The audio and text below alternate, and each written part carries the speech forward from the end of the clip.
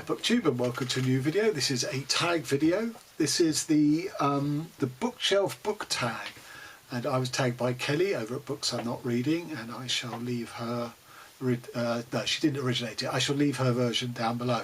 So just a word of warning, because of my dispersed books storing system, as you will see, this video's got lots of cuts in it as I'm going between location to location. So the first question is, how many bookshelves do you have? Well, I have 2 in the house, and I have 3 full-size ones in the shed, and I have 4 mini ones in the shed, and I'll be showing you all of these in the course of this tag. How many books are on your bookshelves, or how many books do you think you have? I don't know. I imagine, my Goodreads says I've read about 1,100. Obviously I don't still have them all because that goes back into my 20s, so I'm guessing I probably have 1,000. How do you organise your books? Okay, this is the I guess this is the tour element of this video. Okay, so welcome to the first part of my system, such as it is. This is my bedroom. These are the books I'm currently reading. The Malevolent volume, Justin Philip Reid, poetry. Mrs. Dalloway by Virginia Woolf, which is a buddy read with Jason, Old Blues Chapter and Verse, and Sina, who is currently considering doing her own BookTube channel, so let's all encourage Sina. And Anne Quinn, Triptychs, which I'm not enjoying and might be a DNF, I must admit. It's the 3rd Quinn book I've read, and I haven't really got on with any of them, and she only wrote 4, and yet I've ordered the 4th. Go figure. Okay, so this is the other part of my system. These are likely next reads. The Council of Egypt by Leonardo Sciascia, Italian author. Anna Kavan, A Scarcity of Love. I really like Anna Kavan. The Chandelier by Clarice Lispector, which will be, I think, my last Clarice Lispector novel to complete. I have actually started it, but I put it aside. And Patchett, State of Wonder. Last year I read her Bel Canto and loved it. That was my first Anne Patchett, so this is my second, or will be. So I will get to all of these hopefully this year. I think the Sciascia is the next one. We have Lot by Shola von Reinhold. Austerlitz by W.J. Seybold, which hopefully will be a buddy read with Courtney Ferreter in the second half of the year. Infinite Jest, which is part of my Mammoth book reads for 2021. I have started it, I'm about page 300 I think. And one of the questions in this is, what is your longest book? Let's see, page 1077, 1078, so that doesn't actually qualify. I filmed this video out of order because of various different physical locations.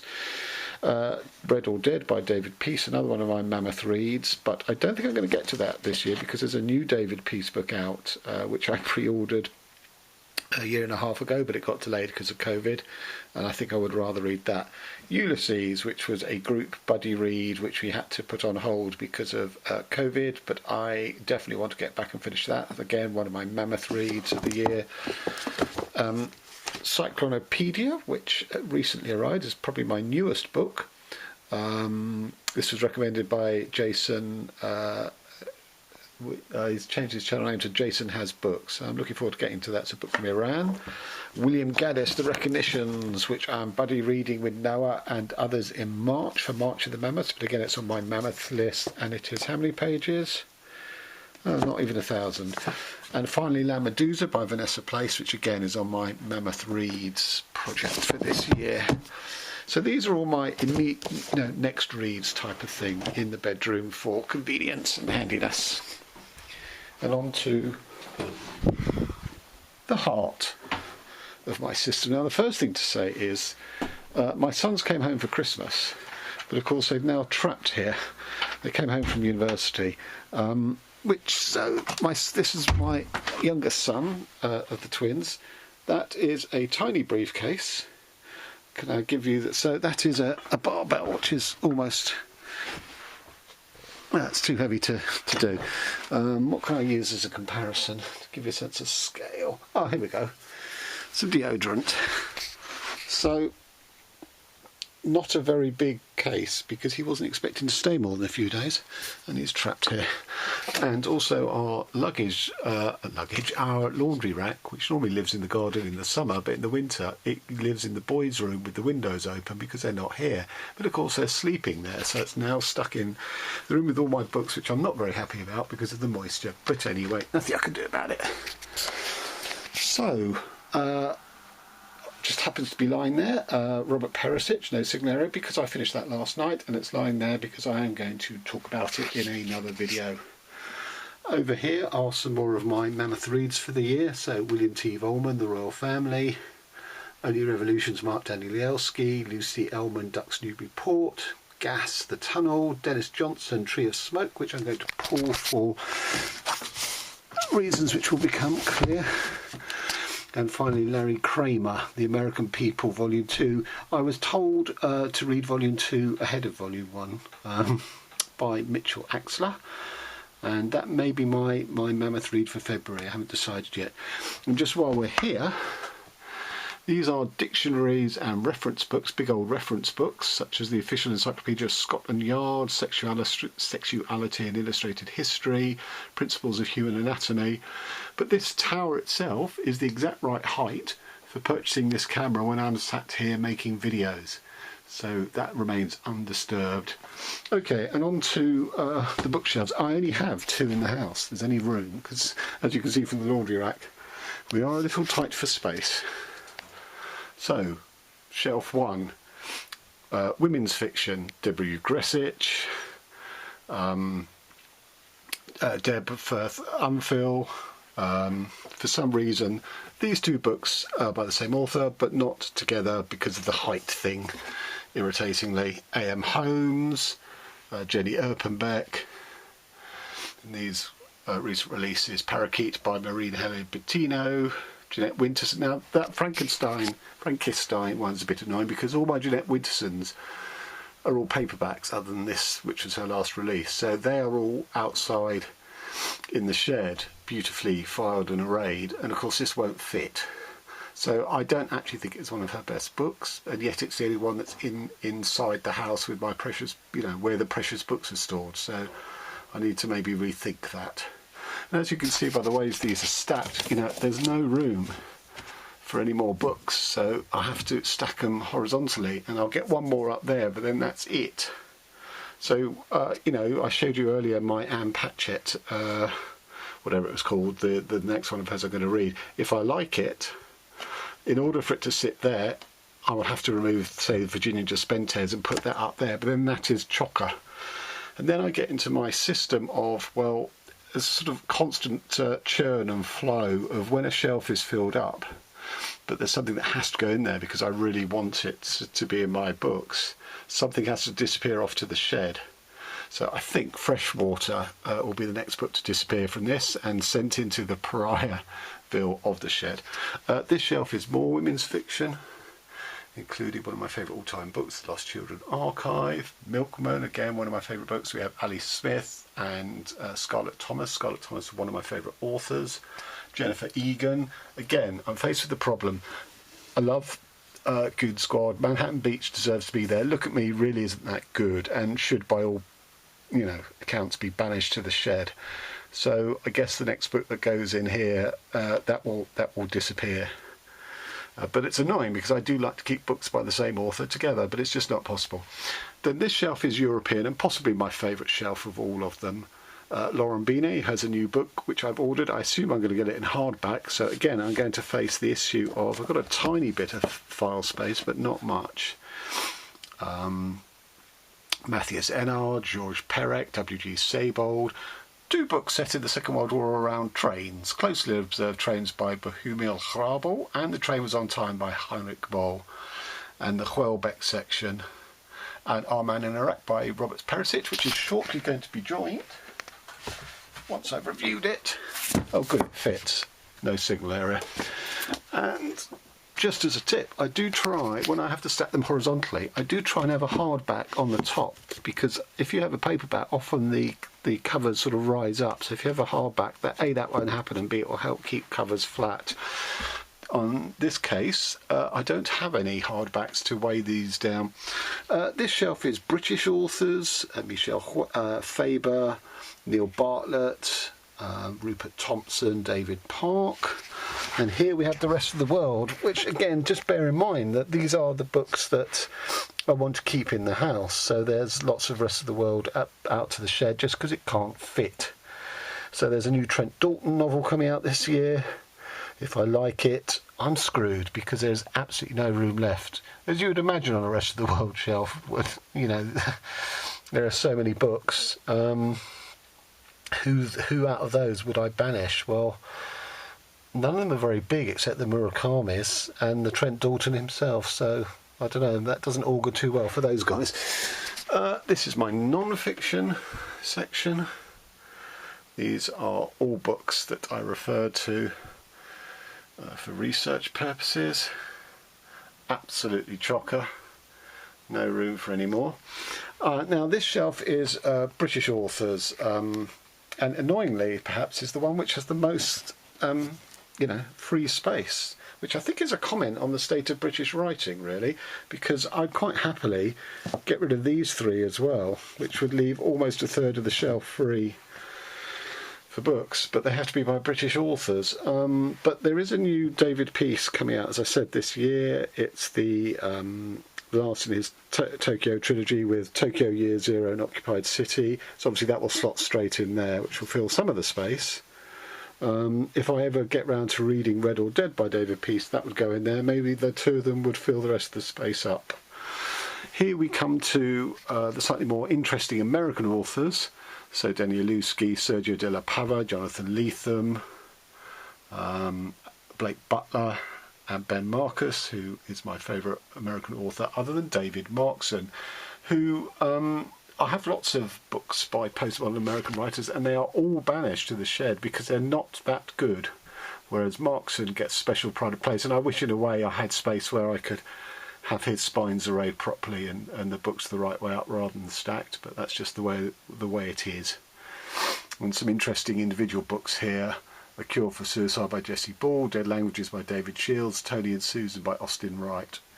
Here we have a shelf which is unique perhaps because it is populated by just 3 or 4 authors. So all by Don DeLillo's, Dave Eggers's, Jeffrey Eugenides and Jarrett Kobek. And finally down here we have other American authors, including Dennis Johnson, Anthony Mara, Percival Everett, Alexander Theroux and Saffron Fur. Now, earlier I hauled out, what have I done with it? Oh yeah, Dennis Johnson. So it does fit size-wise when I've read it. So, but I'm going to have to make room to fit it.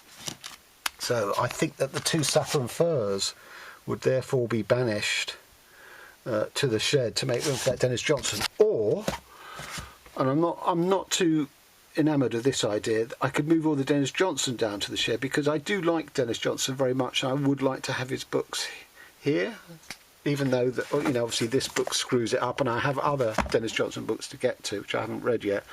So we'll have to see how that plays out. And onto this thing, I don't really know how to describe it.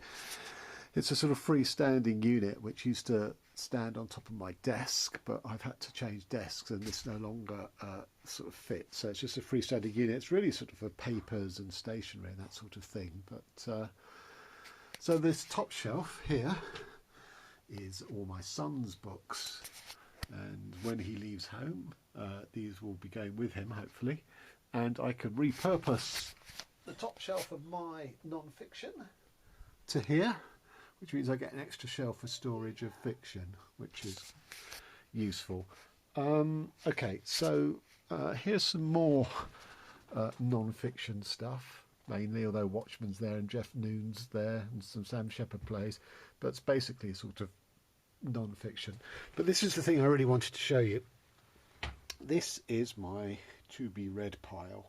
So the first column is Buddy Reed's Big Tomes. So Who Was That Man by Neil Bartlett. It's a Buddy Reed upcoming with Roxy. important artefacts and personal property from the collection of Leonora Doolan and Harold Morris, including books, street fashion and jewellery. Isabella Reid with Sina.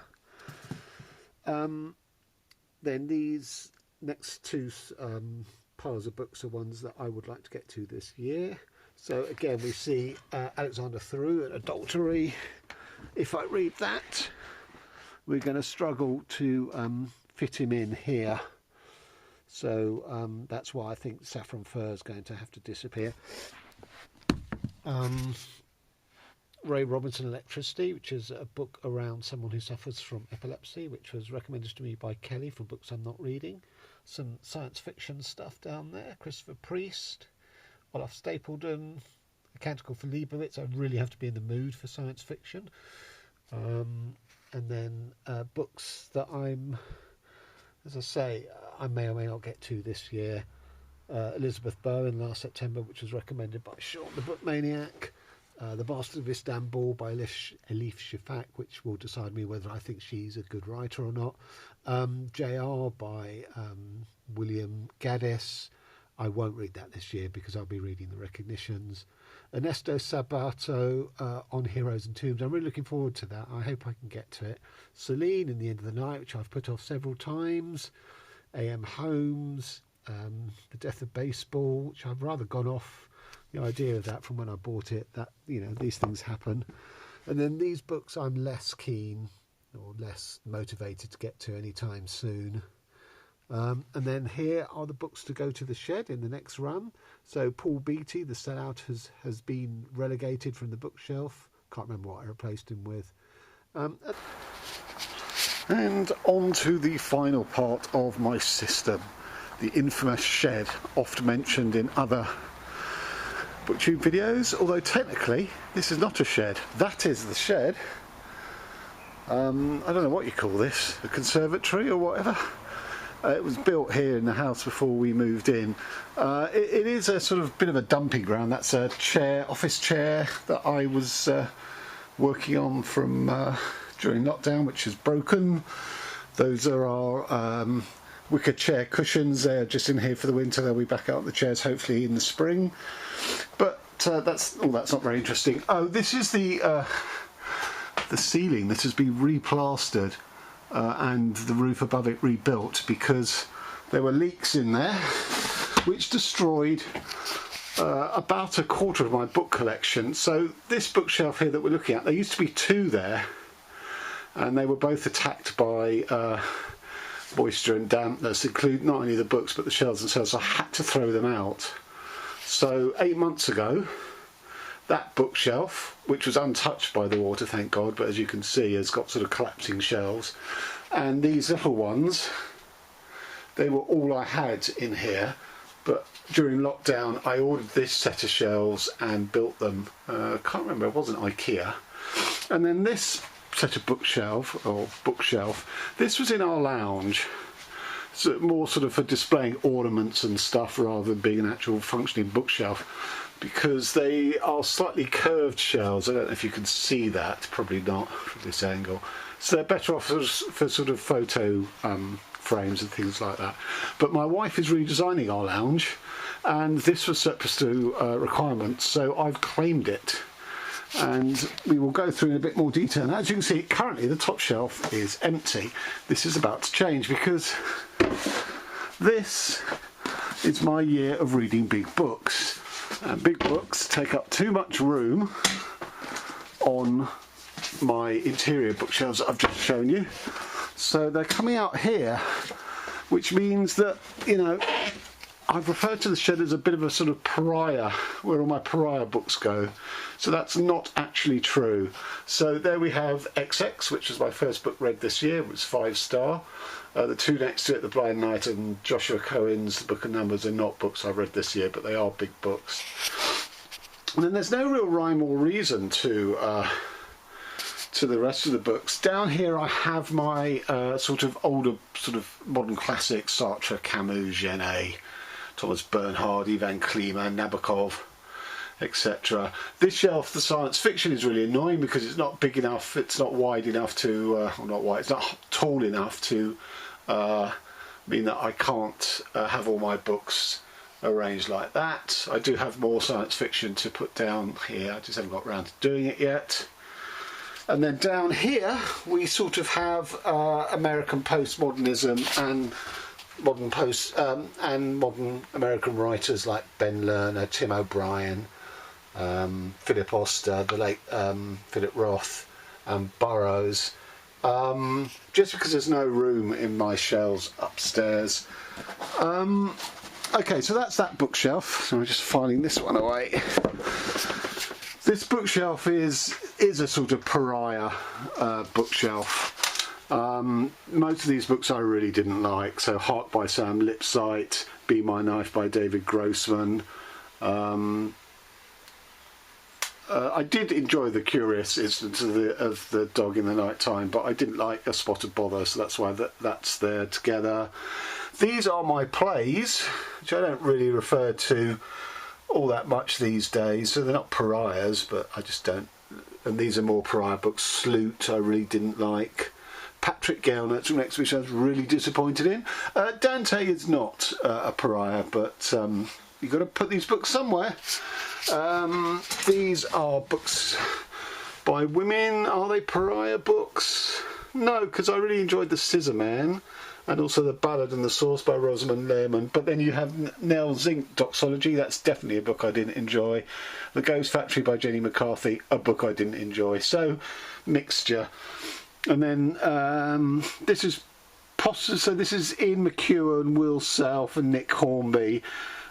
Some books I enjoyed, some I haven't. They're kind of, because they're mass books by authors, I don't have room on my shelves upstairs, so they live here, whether I like them or not. The Wonder Boys by Michael Chabon, that is a pariah book, definitely. And I can't even see what's below here on the bottom shelf. Yeah, whatever. I'm not going to bother looking at the collapse shelf, it's too difficult. And then these are, the majority of the books in here are my non-fiction, sort of sociology and urban studies, psychology, spirituality, I suppose, death, the human body and physicality. There was a book on schizophrenia I noticed there, etc, etc, etc. So although this final one here is my crime fiction, which gets a thing of its own. So there you have it. That is the end of my system, such as it is. Question 4. What is the oldest book on your bookshelf? Well, I think I had a dictionary, that an illustrated dictionary that my grandmother gave me, and unfortunately that perished in the books I had to throw out. As did I had a copy of Last Exit to Brooklyn, which I think was dated 1956. That was one of my older books. So this is Goethe's Faust. Picked up second hand. God, it smells damp, but it is okay. Just seeing when this was published. Oh, is it so old that they don't actually put the bloody dates in? Could be. Publisher's preface. Oh God, it's not going to have the date in, which is really irritating. Okay, so that is possibly one of my oldest books, but I don't know. So I have 2 G.K. Chesterton novels here. The Napoleon of Notting Hill. And, oh no, it's André Gide, Straight as the Gate. So I would have bought these second-hand when I was at university, from my university town, which had lots of second-hand bookshops. I was at university from something like 82 to 85, and these are already second-hand. So let's see when these were put. So this is a reprinted edition from 1954 of Gide. And The Napoleon of Notting Hill by G.K. Chesterton, which is a very funny book. Here we go. Published in Penguin Books from 1946, so that's pleasing. So 1946 at the moment leads the way. I don't think I'm going to have any books particularly... Oh yeah. So this book is a book of great short stories that my late grandfather... Oh God, it's actually propping up the shelf. this is a book that my late grandfather gave me, or I inherited after he died. It's on his bedside table. Let's see how old it is.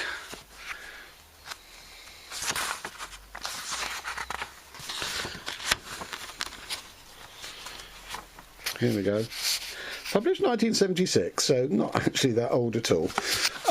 Okay, I think that's probably going to be it. 1946 for the André Gide. I can't see any books going to be older than that. What is the longest book on your bookshelf? It could possibly be this. The Encyclopedia of Myths and... the Women's Encyclopedia of Myths and Secrets.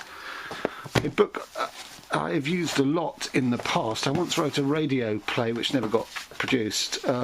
See my notes in lurid pink on it, using it heavily. So 1,123 pages. I suspect that is going to just pip some of the novels I'm going to read this year, like The Recognitions and Infinite Jest. Although I will go and check them back upstairs as to how big they actually are. Okay, so I think hopefully that does it for the shed, so I don't have to come down here again. Although, let's have a look at this William T. Volman, The Royal Family. Yeah, it's only 773, so nowhere near. What is the shortest book on your bookshelf? Well, these two come in as a tie. The first is Tropisms by Nathalie Sarraute, and the other is The Trumpets of Jericho by Ulrike Zern, both coming in at 52 pages, but this started at page 1 and this started at page 3, so that makes the Nathalie Sarraute a slightly shorter book at 49 pages. What is the predominant genre on your bookshelf? I don't do genres. I suppose what I have is what people call literary fiction. I don't call it that.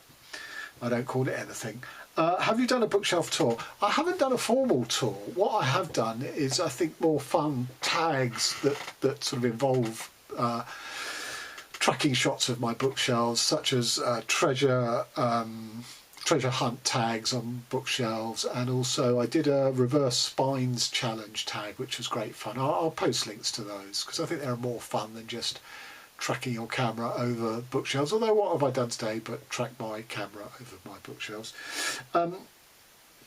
10, go on a random number generator and talk about the book that corresponds to that number. Well, I did that, and the number it generated was 178, and I was sort of faced as to which of my two bookshelves in here do I start with, and also at what point do I count the books that are stacked flat on top? Do I start with those on each shelf, or do I end with them? But anyway, and this is the book that came out. It ended up in my non-fiction section. I only have one shelf, but that's where 178 finished, because it was the entire shelf of fiction was about 160 books, which sort of led to book number 8 or so on the non-fiction. And this is Male Fantasies by Klaus Thorleit. This is the volume 1. There are 2 in the series. Volume 2 is not nearly as good, but this is excellent. This is a study of the psychologies and the pulp fiction and the propaganda, visual propaganda that was put out by the proto-Nazis. So starting with those who had fought in the First World War and felt very betrayed by Germany surrendering, and went on to form the Freikorps and the Nazis. But it analyses sort of the pulp fiction that sort of spread amongst them, and the sort of penny dreadfuls and the, as I say, sort of propaganda stuff, because it's an absolutely fascinating study of sort of male psychology and how women were portrayed. Women were seen as a threat. They were seen as red and flow and gush of sort of, menstrual blood and all these sorts of, great threats to the, these men's psychological makeup, and how they wanted to stem the tide, the red tide, which of course they're associated with communism and socialism. But it's a really, really good book, and I highly recommend it. Do you have merch or any other decorations on your bookshelf? I do. I have 4 things, and I shall address them for you. So let me introduce you to Michel Foucault, Kurt Vonnegut, James Joyce. Sorry, that's Bertolt Brecht. Kurt Vonnegut, James Joyce and Michel Foucault. And I sent away to America for these. I was actually after a Franz Kafka and a William Burroughs. William Burroughs didn't exist in the collection, and Franz Kafka looked like Count Dracula, so I didn't go for him. So these are the 4 that I chose, all literary types. And in addition to these guys, say bye-bye guys, bye-bye. And in addition to those guys, I commissioned the making of one William Burroughs glove puppet. Say hello, William. Bang. Yeah, so those are the 4 or 5 bookish things I have. Shows your bookshelf. Well, I've kind of done that. And tag someone. I'm not going to tag anyone because I think this tag's been around for a long time. And yeah. So there you have it. I hope you enjoyed that book, Paul. Oh, I actually missed out a question. What is the newest book on your bookshelf? I showed it in my drawer of stuff to be read. This is Cyclopedia by Reza Negarestani. This was recommended by Jason, as I say. Technically, it's not on my bookshelf. It's in my book drawer. But if you'll allow me that slight semantic difference, this is the book I took receipt of the most recently. Okay. So, till next time, thanks very much.